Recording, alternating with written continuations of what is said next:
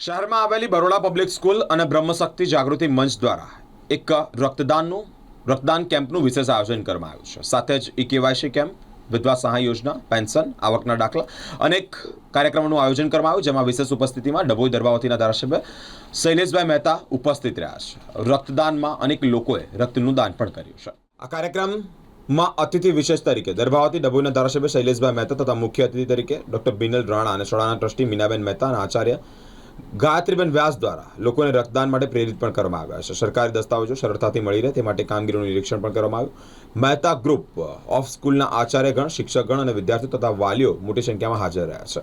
Blood donation કેમ્પમાં એક ખૂબ સુંદર આયોજન કરવામાં આવ્યું, જેમાં અનુભવી ડોક્ટરો અને તબીબીનો સ્ટાફ હાજર રહ્યો હતો અને રક્ત સંગ્રહ કર્યું છે, જેનો મુખ્ય ઉદ્દેશ જરૂરિયાતમંદ દર્દીઓને તાત્કાલિક અને સુરક્ષિત રક્ત ઉપલબ્ધ કરાવવાનો છે। આ કાર્યક્રમમાં રક્તદાન માટે આવતા તમામ દાતાઓનું આરોગ્ય પરીક્ષણ બાદ રક્તદાન કરવાની પરવાનગી કરવામાં આવી છે। સાથે જ શાળામાં વિદ્યાર્થીઓ અને શિક્ષકો થકી અલગ અલગ હાઉસ દ્વારા રાખી શેલનું પણ આયોજન કરવામાં આવ્યું। એક આકર્ષણનું કેન્દ્ર પણ ઊભું કરવામાં આવ્યું છે। આજે બ્રહ્મશક્તિ જાગૃતિ મંચનો બ્લડ ડોનેશન કેમ્પ અને એની સાથે સાથે નાગરિક સહાયતા કેમ્પનું પણ આયોજન કરવામાં આવ્યું છે। સરકારી ડોક્યુમેન્ટ્સ જેના પણ વેરિફિકેશન બાકી હોય, અધૂરા હોય, એ લોકો પોતાનું કામ અહીંયા આવીને સરળતાથી પૂરું કરી શકે, સરકારી સ્કીમોનો લાભ લઈ શકે। ગુજરાતીઓ દાન માટે પ્રખ્યાત છે। આપ સેન્ટેન્સ અહીંયા પણ જોઈ શકો છો કે દાન ગુજરાતીઓ જ કરતા હોય છે, તો પછી બ્લડનું દાન પણ કેમ નહીં? કોઈકનો જીવ બચાવી શકીએ એનાથી ઉત્તમ કોઈ જ દાન નથી। એટલે રક્તદાન એ મહાદાન છે, જીવન સૂત્ર છે। સાથે સાથે આજે રાખીનું એક્ઝિબિશન પણ છે, રાખી સેલ પણ છે। તો જો આપણે એક સૂતરનો તાંતણો માણસને જિંદગી પર બાંધી શકે તો તમારી એક બોટલ બ્લડ કોઈના માટે જીવનભરની એક યાદગીરી રહે અને એને જીવંત રાખે છે। આપ સૌ જાણો છો કે બ્રહ્મશક્તિ જાગૃતિ મંચ એક જ વડોદરાનું એવું મહિલા ગ્રુપ છે કે જે દર વર્ષે ઓગસ્ટમાં બ્લડ ડોનેશન કેમ્પનું આયોજન કરે છે અને 150થી વધારે બ્લડ યુનિટ ભેગું કરી અને જલારામ બ્લડ બેંકને એ ડોનેટ કરે છે। જલારામ બ્લડ બેંક સાથેનો અમારો નાતો ખૂબ જૂનો છે।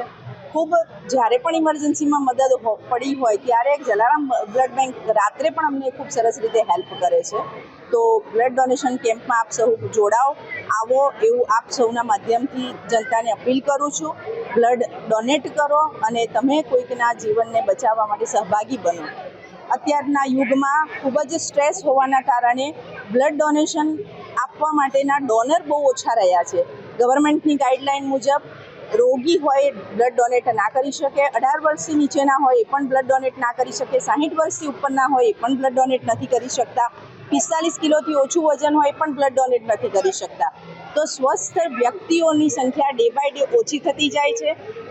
સરકારની આ વખતની ગાઈડલાઇન છે કે થાઇરોઇડ અને ડાયાબિટીસ જો એ તમે ભલે હોય નાની ઉંમરમાં આવી જતા રોગ છે, અત્યારે 25-30 વર્ષના યુવાનોમાં, યુવતીઓમાં રોગ આવી ગયા છે, તો સતત તમે એક જ ડોઝ પર 2 વર્ષથી દવા ખાઈ રહ્યા હો, તમારા ડોઝમાં કોઈ ફ્લક્ચ્યુએશન ના આવ્યું હોય તો તમે એવી વ્યક્તિ પણ હવે બ્લડ ડોનેટ કરી શકશે, કારણ કે ડોનરની સંખ્યા ડે બાય ડે ઓછી થાય છે।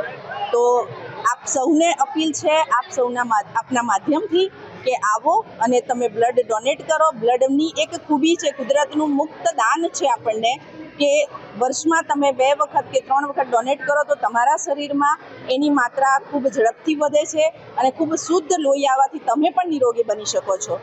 બ્લડ ડોનેશન કરતા રહો અને લોકોના જીવનના બચાવવામાં સહભાગી બનો। Thank you. મારું નામ ડૉક્ટર બિનલ રાણા છે।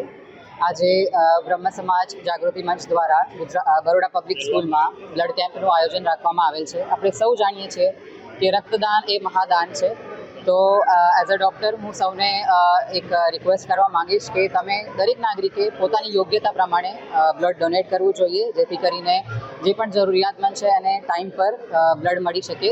અને સાથે સાથે હવે રક્ષાબંધન પણ આવી રહી છે, તો અહીંયા બરોડા પબ્લિક સ્કૂલમાં બાળકો દ્વારા ખૂબ જ સુંદર આયોજન કરવામાં આવ્યું છે અને મને અહીંયા બોલાવવામાં આવી અને સન્માનિત કરવામાં આવી, અને એના માટે હું એમની ખૂબ ખૂબ આભારી છું।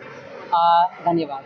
આજરોજ 2 ઓગસ્ટના રોજ બ્રહ્મશક્તિ જાગૃતિ મંચ બરોડા પબ્લિક સ્કૂલ 2 ખાતે દર્ભાવતીના ધારાસભ્ય શૈલેષભાઈ સોટા, જે આ સ્કૂલના ટ્રસ્ટી પણ છે, એમની નેતૃત્વમાં બ્લડ ડોનેશન કેમ્પનું આયોજન કરવામાં આવ્યું હતું। તે આજરોજ મેં બ્લડ ડોનેટ કરેલું છે। આપણે શ્રાવણ મહિનો ચાલે છે તો દરેક પુણ્યદાન પણ કરતા હોય છે, પણ જે રક્તદાનનું જે પુણ્ય છે એ સૌથી મોટું પુણ્ય ગણાય છે, કારણ કે એક બ્લડ ડોનેટ કરવાથી 4 જણનું આપણે જીવન બચાવી શકીએ છીએ. તો હું સૌને અપીલ કરીશ કે આપણે નિયમિતપણે બ્લડ ડોનેટ કરીને આ સામાજિક કાર્યમાં, આ પુણ્ય સત્યમાં આપણો વધારો કરવો જોઈએ. Thank you.